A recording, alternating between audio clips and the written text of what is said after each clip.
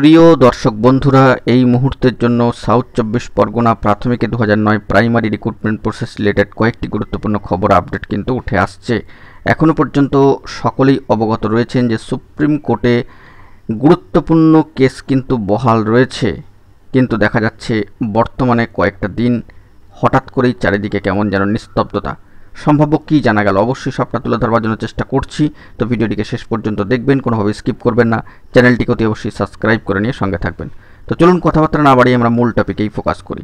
বন্ধুরা, এই মুহূর্তে দাঁড়িয়ে সর্বোচ্চ ন্যায়ালয় সুপ্রিম কোর্টে সাউথ 24 পরগনা প্রাথমিকে 2009 প্রাইমারি রিক্রুটমেন্ট প্রসেস রিলেটেড গুরুত্বপূর্ণ মামলা বা কেসটি কিন্তু এখনও পর্যন্ত বহাল রয়েছে। দীর্ঘায়িত একটি টেন্টেটিভলি শিডিউল ডেডলাইন কিন্তু রয়েছে।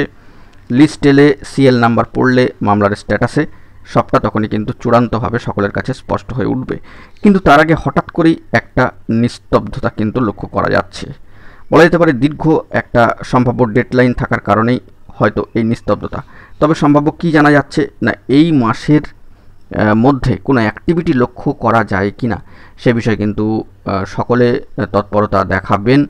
যদি সেরকম কোনো প্রচেষ্টার খবর উঠে আসে সবটাই কিন্তু সকলের কাছে তুলে ধরব।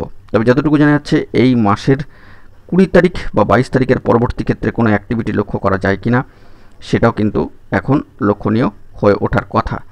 তো আমাদেরকে সব দিকেই চোখ কান খোলা রাখতে হচ্ছে। প্রার্থীরা দীর্ঘ অপেক্ষা করছেন, দীর্ঘ হতাশা, যন্ত্রণা এবং কষ্টের মধ্যে দিন যাপন করছেন। বাকি প্রার্থীরা কিন্তু অপেক্ষা করছেন যে কবে কেসটি মিটবে এবং যাবতীয় বিষয় নিষ্পত্তি ঘটবে। তো সেই মর্মে দাঁড়িয়ে আরও একবার এই জুন মাসের 20 তারিখের পরবর্তী ক্ষেত্রে কোনো অ্যাক্টিভিটি লক্ষ্য করা যায় কিনা সেই দিকে সকলকে ফোকাস রাখতে হচ্ছে। যদি তার আগে কোনো গুরুত্বপূর্ণ খবর বা অ্যাক্টিভিটির খবর উঠে আসে সবটাই তুলে ধরবো। আপাতত এইটুকুই সম্ভাব্য জানা যাচ্ছে, দেখা যাক পরবর্তী ক্ষেত্রে কী আপডেট উঠে আসে। এখন এটুকুই, ভালো থাকবেন, চ্যানেলটিকে সাবস্ক্রাইব করে রাখবেন জরুরি আপডেটগুলি পাওয়ার জন্য। ধন্যবাদ।